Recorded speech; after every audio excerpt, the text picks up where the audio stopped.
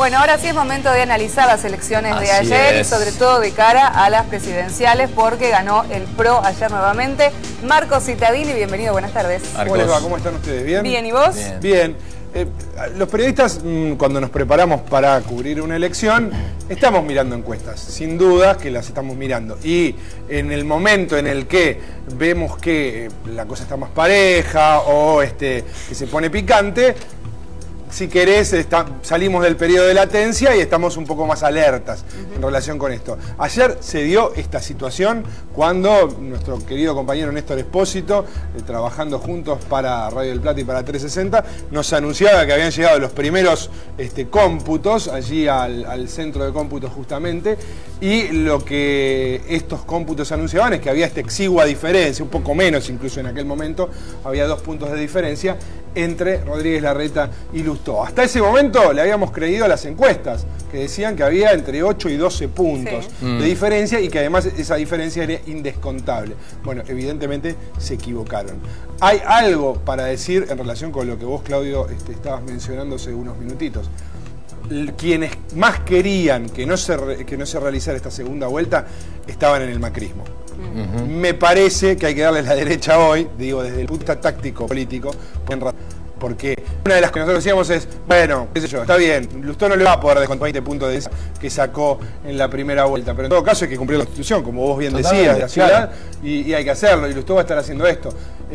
Ellos en ese momento lo que esgrimían es, bueno, pero es un gasto para la ciudad, y después se hacían otra cosa, y es, Mauricio necesita ocuparse de la elección a nivel nacional y no seguir en la ciudad de Buenos Aires. ¿Pero vos creés que el macrismo tenía unas encuestas diferentes que le daban un porcentaje más corto como el que finalmente se dio? A mí no me consta, me parece que no las tenían, pero evidentemente olían algo, porque no es solamente que Mauricio Macri tuvo que quedarse 2 semanas más en la ciudad en vez de hacer campaña en el país, sino que además lo de ayer, no te voy a decir que fue una derrota, porque en realidad una victoria por un voto es una victoria, sí, de esto no sí, hay duda, claro. Pero en todo caso no te apalanca de la misma manera. Lo que se estaba esperando ayer no era esto que acabamos de ver hace unos segundos con Rodríguez Larreta solo dando un discurso. Después es cierto, subieron todos y todo.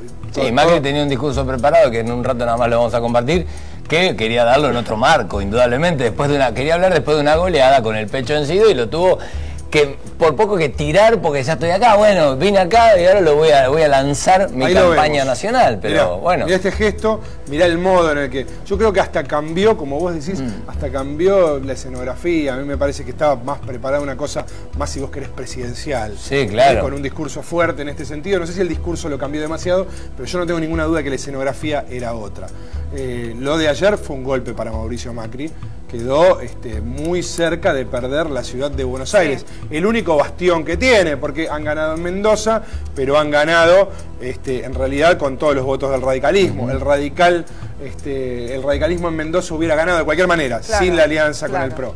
Y en Santa Fe, fíjate vos, que festejaron un triunfo que finalmente no fue, por escasa diferencia, pero no fue. Me parece que Mauricio Macri hoy la tiene complicada. Sé que hay muchas reuniones, que se hablaba de que a la tarde iba a haber una conferencia de prensa, no sé si finalmente eso se confirmó, porque la verdad es que yo estuve en otra cosa y no sé si lo terminaron confirmando. Pero a la mañana cuando apareció Larreta, esta mañana, 8:30 de la mañana, muy temprano, había en primera instancia una expectativa que también apareciera Macri, después se retiró la silla, no apareció Macri y fue Larreta solo y Santilli quienes pusieron un poco el pecho. Es raro decir pusieron el pecho a una victoria, ¿no? Porque es como contradictorio, pero están poniendo el pecho a una situación que ellos reconocen como ajustada, no fue la victoria holgada que esperaban y necesitaban, parece. Digamos brevemente, porque vamos a ocuparnos de otra cosa, pero esquemáticamente, si uno busca siempre ganadores y perdedores, uno puede encontrar que Martín Lustó es alguien que ha ganado un espacio al menos. Ya decir ganador es mucho, primero porque perdió, lógicamente, pero quedó muy cerca,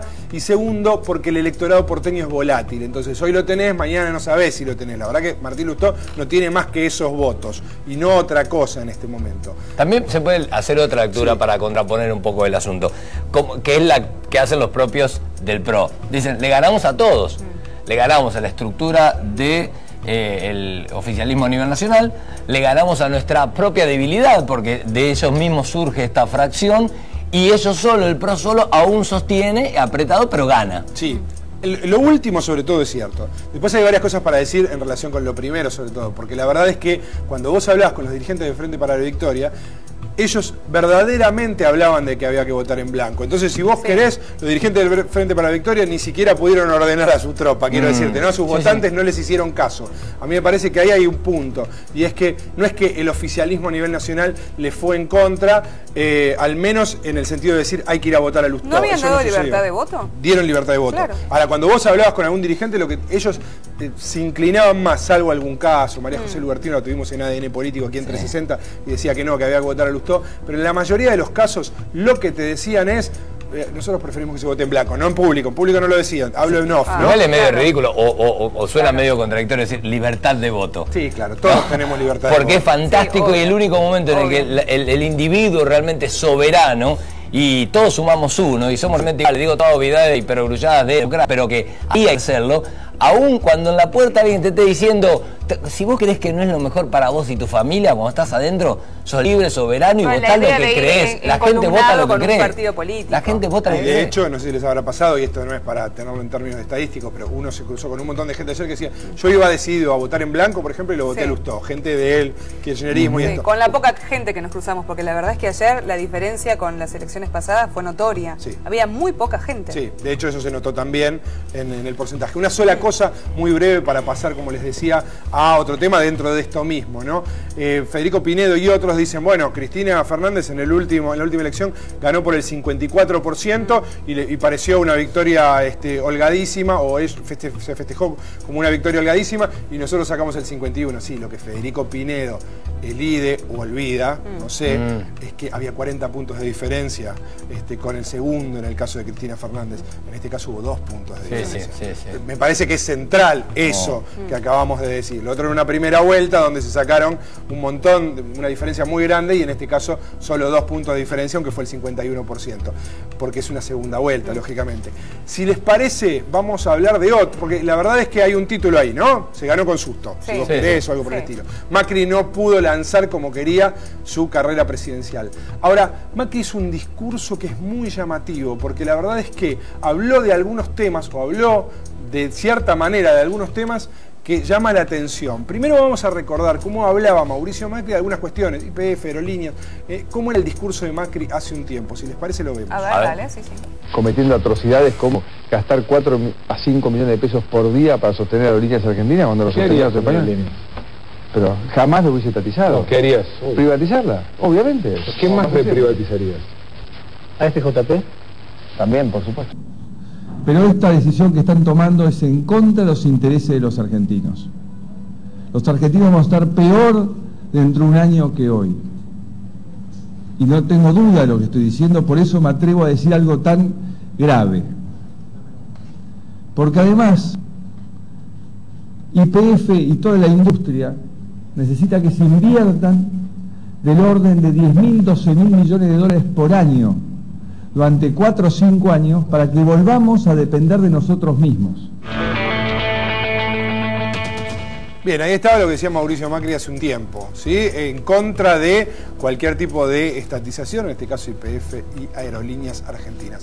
Ayer la nota más fuerte en relación con el contenido del discurso, hablamos del tono, hablamos incluso hasta de lo escenográfico. El contenido del discurso es que cambió esto que decía, ¿sí? Uno puede decir, ¿lo cambió diametralmente? No, porque hay matices, pero sí hay mucha distancia entre esto que hemos escuchado y lo que dijo anoche. Veámoslo.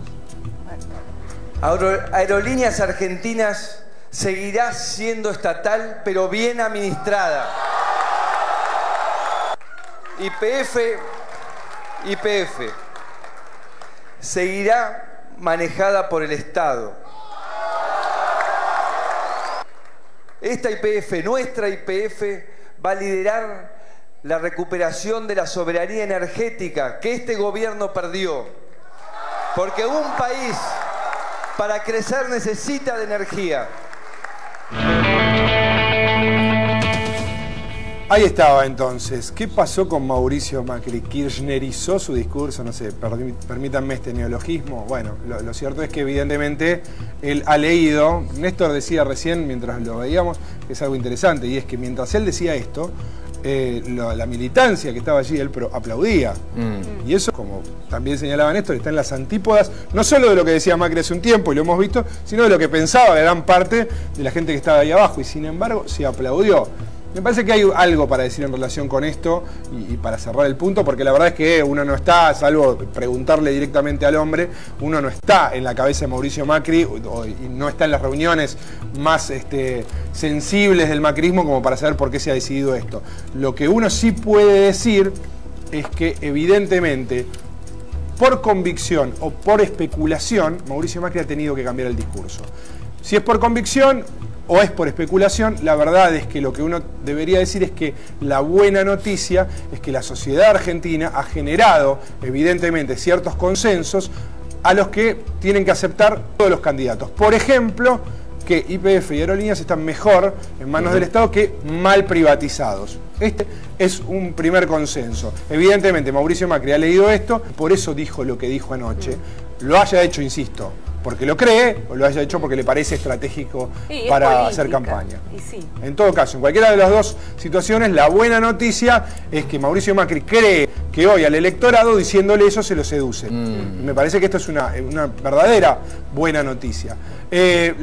Hablemos de otro aspecto de lo que sucedió ayer, que mencionábamos en un comienzo. Se hablaba de que había 8 o 12 puntos de diferencia entre Rodríguez Larreta y Martín Lustó. Y eso se gasta una fortuna, ¿no?, en encuestadoras. Sí, una fortuna. Sobre todo la de ellos que contratan a su gente para que haga una encuesta privada, más allá de las que después se conocen públicamente y que sean en los diarios. Fortuna. Ayer me comentaban que un boca de urna, por ejemplo, que no se realizaron ayer, era lógico, no se realizaron, digo, porque 1 hora y cuarto después ya estaban los resultados, digamos, y en 45 minutos, 1 hora, se liquidó casi toda la elección, o sea, no tenía sentido una boca de urna. Boca de urna cuesta 200.000 pesos. Sí.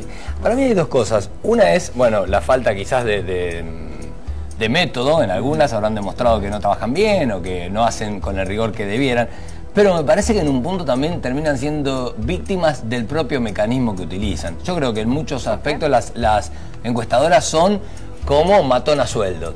Se usan para instalar un candidato. Se dice, bueno, medime, te dan el resultado. ¿Viste cuando te dicen, hacé que esto calce acá más o menos? Sí. Bueno, clávamelo en 40 y lo que salen es a buscar personas que una vez hecho el trabajo de campo puedan sostener este argumento. Y muchas veces pasa que después la realidad te termina pegando un cachetazo, pero lo usaste durante 2, 3, 4 meses para instalar en la gente el caballo ganador. Y mucha gente, lamentablemente, se deja influenciar porque no sé por qué quieren votar a ganador. A veces pasa. Algo llamativo pasó en las encuestas. Ahora vamos a escuchar, digo, a alguien que conoce más que nosotros y puede darnos una opinión de por qué pasó esto que pasó. Pero algo llamativo pasó, y es que durante toda la primera semana, la verdad es que se verificaba que Martín Lustó le iba descontando a Rodríguez Larreta esa diferencia. De hecho, la mitad de esa diferencia al lunes pasado estaba consignada en las encuestas. Uno veía que entre 8 y 10 puntos había de diferencia entre Rodríguez Larreta y Lustó, que era la mitad de lo que habían sacado en la primera vuelta. Y sin embargo, ahí frenó. Y entonces uno decía, bueno, ¿qué pasa? Se estancó el crecimiento de Martín Lustó, se llegó al techo y hasta ahí llega, porque la verdad es que llegamos al